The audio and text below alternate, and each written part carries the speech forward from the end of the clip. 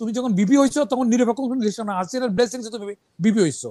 হ্যাঁ, তারপরে তুমি অনেক দোষ সাফার করছো, আমরা তোমাকে সবার প্রতি আমাদের সহানুভূতি, জাতির সহানুভূতি আছে, কিন্তু তুমি অতি লোভে কিন্তু কিছু কিছু কাজ করতেছো। বাঙালিরে বাংলা শিখাইও না, তুমি ওখানে কেন গায়ে পড়ে ওখানে মিটিং করতে গেছো বাবা?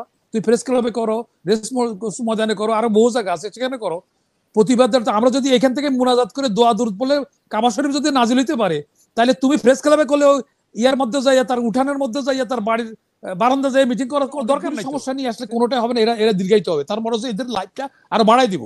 সুতরাং আমরা জানি যে এইটা করা উচিত, ওইটা করা উচিত, এখন ওগুলি এদের দ্বারা করেছে। যেমন গাদার কাছে দুধ আশা করা এটা বৃথা, সুতরাং হিজড়ার কাছে বাচ্চা আশা করা এটা ভুল আশা করা। তো এরা তো পারবে না, আমরা বুঝে গেছি। এখন তাদের আরো কতগুলি কথা আমরা যদি নিয়ে আসি, তাহলে এরা দীর্ঘায়িত করবে আরো সময় তাদের লাইফটা, তারা চাচ্ছেও। কাজ করলেন না আপনি, একটা কাজ করলেন, কিন্তু এটা কি প্রশ্ন উত্থাপন করা কি সঠিক যে দেরি করলেন কেন, তাড়াতাড়ি করলেন না কেন? সেই জন্য একটা প্রবাদ আছে, এটা একটা আম্মুখী এই ধরনের প্রশ্ন করা। ভালো কাজ, শুভ কাজ দেরিতে হলেও ভালো।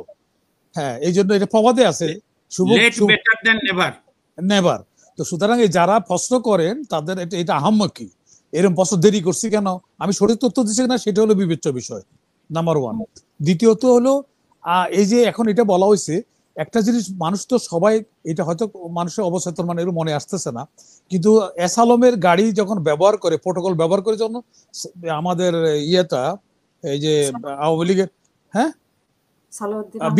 বিএনপি সালাউদ্দিন সাহেব যখন প্রোটোকল নেই, ওখানে বিদেশে থাকছে, উনি ইলিগাল টিসপাস ওখানে হয়েছে, উনি তো আসামি, তারপরে ওনার মুক্তি পাওয়ার পরে উনি ওখানে অনেকদিন অপেক্ষা করে কি করছিলেন উনি, ওনার যে থাকার বাড়িঘর আমরা দেখছি, তাতে বোঝা যাচ্ছে যে ওইখানে ইন্ডিয়া যে ভর করে ফেলছে, বিএনপি আরেকটা ব্ল্যান্ডার করতে আছে এইসব কারণের জন্য, এখন তারে মুখপাত্র করছে।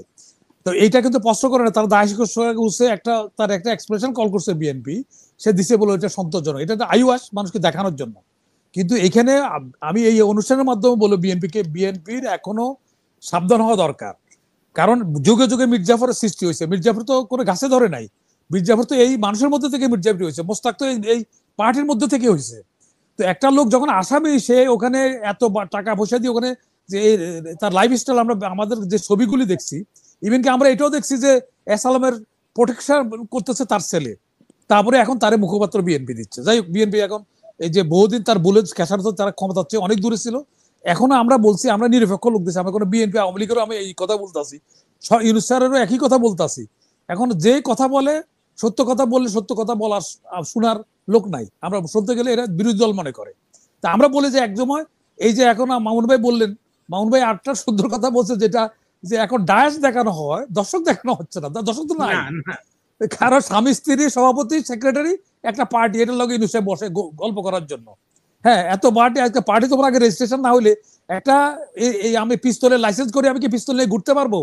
তাহলে যেখানে তাদের যাদের এটা কোয়ালিফাই করে না ইলেকশন কমিশনের ইয়ে থেকে, তারা এখন পার্টি করে মিটিং দিচ্ছে, আর সরকার প্যাট্রোনাইজ করতেছে। সরকার যে বিতর্কিত হবে, সরকার তো অলরেডি বিতর্কিত হয়ে আসেই, সরকারে পুলিশের প্যাট্রোনাইজিং করে মিটিং করতেছে, রেল ফ্রি দিচ্ছে এই এনসিপি কে, আবার গোপালগঞ্জে যাই মিটিং করতেছে ঘাড়ের পরে, এগুলো তো উদ্বুদ্ধ করা হচ্ছে, কারণ ওখানে তো বন্ধ করে দিতে পারতো পদ্মার এখানে, তাহলে এই যে জিনিসগুলি বারবার হইতো না। আর একটা জিনিস হলো আমাদের নূরের বাবা, তুমি ফেস ক্লাবে কয়েস করো, তোমার তো একটা অভিজ্ঞতা দরকার আছে, তুমি কি কারণে কি করতেছো, জনগণ এত বোকা না তো, জনগণ দেখতেছে। তো অলরেডি তুমি যখন বিপি হইছো, তখন নিরপেক্ষ ইলেকশন হাসিনার ব্লেসিং তুমি বিপি হইছো। হ্যাঁ, তারপরে তুমি অনেক দোষ সাফার করছো, আমরা তোমাকে সবার প্রতি আমাদের সহানুভূতি, জাতির সহানুভূতি আছে, কিন্তু তুমি অতি লোভে কিন্তু কিছু কিছু কাজ করতেছো। বাঙালিরে বাংলা শিখাইও না, তুমি ওখানে কেন গায়ে পড়ে ওখানে মিটিং করতে গেছো বাবা? তুমি প্রেস ক্লাবে করো, রেস ময়দানে করো, আরো বহু জায়গা আছে সেখানে করো প্রতিবাদ। আমরা যদি এখান থেকে মুনাজাত করে দোয়া দূর বলে কাবা শরীফ যদি নাজিল হইতে পারে, তাহলে তুমি প্রেস ক্লাবে করলে ইয়ার মধ্যে যাইয়া, তার উঠানের মধ্যে যাইয়া, তার বাড়ির বারান্দা যাই মিটিং করার দরকার নাই তো। সে রেসপন্সিবিলিটি তারও আছে, তারও রেসপন্সিবিলিটি আছে। সুতরাং আমরা বলি রাজনীতিবিদদের দায়িত্বশীল আচরণ করতে হবে, এত বোকা না এইসব কথাগুলো উঠছে। এই হর্স ট্রেডিং, বড় বড় পার্টিগুলো হর্স ট্রেডিং করছে, হর্স ট্রেডিং এখনো চলছে। এখনো আমাদের যেটা আমি এর আগে আমি বলছি, যখন কোনো লোকে কোনো কথা ওঠে, তখনই আমি বলছি এই গভর্নমেন্ট ইলেকশন করতে পারবে না, নিরপেক্ষতা থাকবে না, এই গভর্নমেন্ট ইলেকশন কেমনে করবে, নিরপেক্ষতা কি করে, এখন যেসব ঘটনা ঘটছে ইয়ে করতে পারছে না। আর ইলেকশন কমিশনের ব্যাপারে একটা আমি কথা বলি, যেটা আমি নিরপেক্ষ দৃষ্টিকোণ থেকে, আমার দৃষ্টিকোণ থেকে আমি বলি যে আমাদের প্রায়োরিটি নির্ধারণ করতে হবে। এখন আমরা অনেকগুলি সমস্যা নিয়ে আসলে কোনোটাই হবে না, এরা দীর্ঘায়িত হবে, তার মনে হচ্ছে এদের লাইফটা আরো বাড়াই দিব। সুতরাং আমরা জানি যে এইটা করা উচিত, ওইটা করা উচিত, এখন ওগুলি এদের দ্বারা করেছে। যেমন গাদার কাছে দুধ আশা করা এটা বৃথা। সুতরাং হিজড়ার কাছে বাচ্চা আশা করা এটা ভুল আশা করা। তো এরা তো পারবে না, আমরা বুঝে গেছি। এখন তাদের আরো কতগুলি কথা আমরা যদি নিয়ে আসি, তাহলে এরা দীর্ঘায়িত করবে আরো সময়, তাদের লাইফটা তারা চাচ্ছেও তাই। তো সুতরাং আমাদের এখন সকলে আলোচনা করার ব্যাপারে, আমরা জানি যে এদের দ্বারা হবে না, গাদার কাছে দুধ আশা করা ঠিক হবে না, বরং আমরা যত তাড়াতাড়ি ইলেকশন দেয়, তারপরে জনগণের প্রতিনিধিরা এসে এটা ঠিক করুক। আর কোন রকমের কোনো সুযোগ এদেরকে দেওয়া উচিত না বেশি দিন সরকার জন্য। ধন্যবাদ।